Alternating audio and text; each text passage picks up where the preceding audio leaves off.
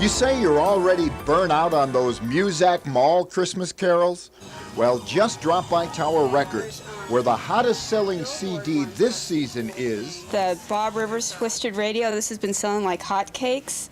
And this holiday season, let's not forget... the Jingle Cats. The Jingle Cats, the only Christmas album that comes with a free spay or neutering. The Jingle Cats. Now, let's put this on over the store speakers and see how long it takes to run everybody out of here. In 1991, music producer Mike Spalla released an odd single to LA radio stations, a recording of Jingle Bells entirely sung by cats.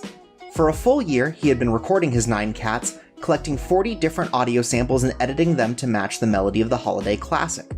Spalla was inspired to do this after his first cat, Cheese Puff, ran into a recording booth at his workplace and started meowing along to a traditional take of Jingle Bells. Cheese Puff and Friends' rendition of the song would become a novelty smash hit that holiday season, and so Mike Spalla continued to chase his cats for new sounds. His goal now was to release an entire album of Christmas music full of meows and mews.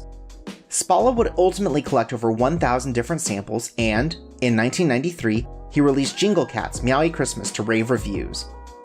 According to the Jingle Cats website, it was the #1 requested Christmas album for radio stations nationwide, the #1 Christmas novelty album and Tower Records' #1 selling Christmas CD in 1993, and achieved a ranking in Billboard's Top 10 Holiday Album list for 1994. The Jingle Cats received coverage on broadcast news, appeared in papers across the nation, and would inspire many other albums under the Jingle Cats banner, including spin-offs such as Jingle Dogs and the much maligned Jingle Babies.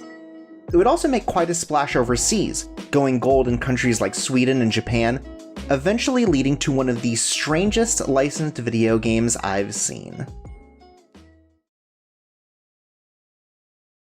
Jingle Cats Ai to Yuujou no Neko Monogatari Love Para Daisakusen no Maki, or Jingle Cats A Cat Story of Love and Friendship The Love Para Mission Reel, is a Japanese-only pet simulation game released in 1998 by Sony Music Entertainment for the original PlayStation. Much like contemporary pet sims such as Nintendogs, the player is tasked with taking care of the Jingle Cats and entertaining them. However, the game has a more level-based structure with specific goals to reach, rather than opting for the forever game setup where the pets are raised and cared for eternally. At the start of each level, the player selects 2 cats from the roster to be the stars of the show, and the goal as the omniscient caretaker is to get them to fall in love. The player accomplishes this by having the cats interact in a positive way with each other, like playing with the same toy.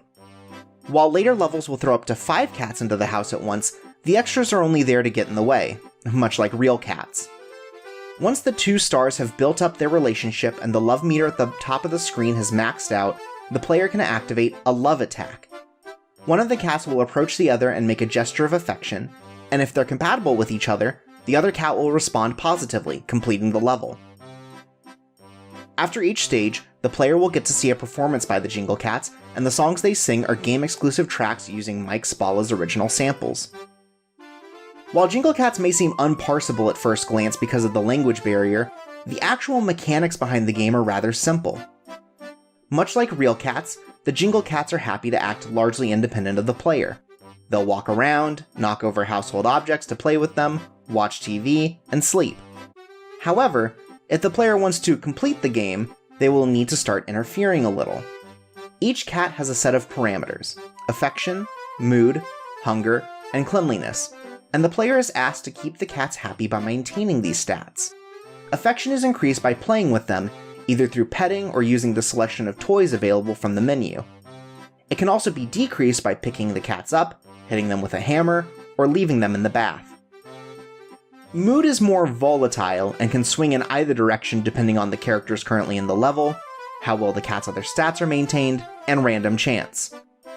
The best the player can do when managing a cat's mood is to be mindful of their other stats during the level. Hunger is satiated by feeding the cats from the food selection in the menu, and you'll know when they want to eat by when they swarm the fridge. Finally, cleanliness goes down as they play and cause messes, and can only be refilled with a bath, which they love as long as they aren't left soaking for too long afterwards. While these 4 stats define the cat's relationship to the player, the main objective of a level is to develop the relationship between the 2 leads, chosen at the beginning of the stage. The love meter in the top left corner of the screen is used to track the duo's progress. In order to increase the meter, the cats need to play with each other. All this takes is placing an interactable object between the two of them and watching them go at it. Interactable objects not only include the variety of toys in the menu, but also an item inside the house like a toy robot or a stack of dishes one of your awful cats knocked over. The game can be a little finicky about what constitutes as interaction, but the player will always receive feedback when it's working.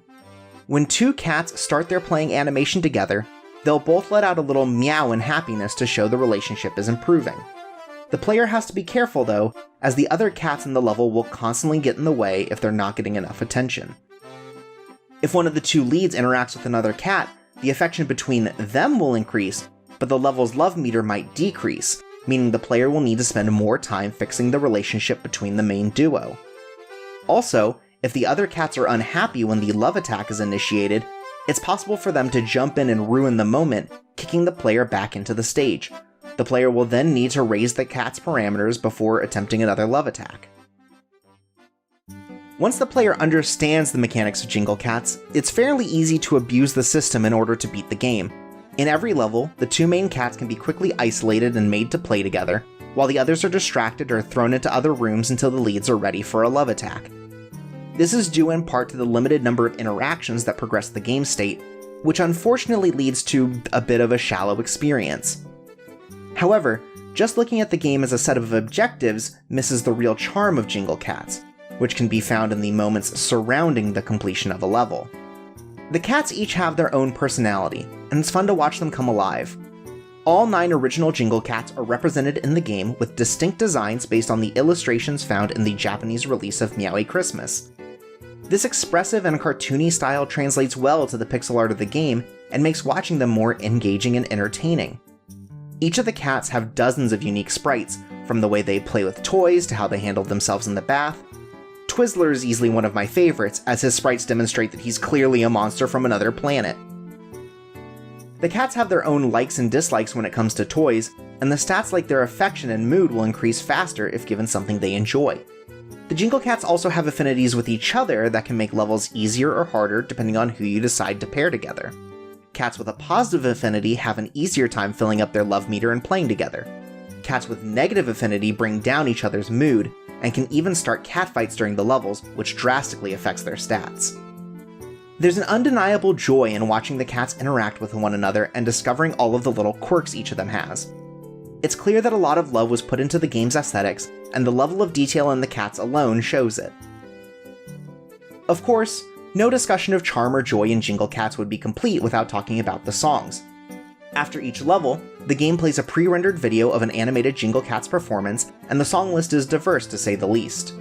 From Japanese hits like Tatsuro Yamashita's Christmas Eve, to English pop classics such as Madonna's Like a Virgin, and even traditional songs like Twinkle Twinkle Little Star, Jingle Cats has something for everyone, which may come as a surprise for a Christmas-themed novelty act.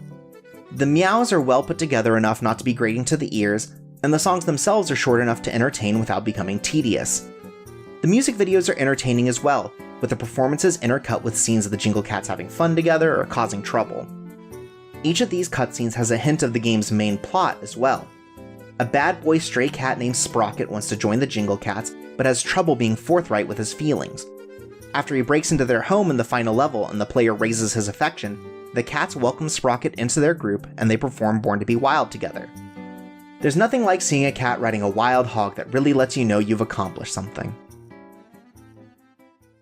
While I don't think Jingle Cats Ai to Yuujou no Neko Monogatari Love Para Daisakusen no Maki is a particularly great game, I do think it's an enjoyable experience.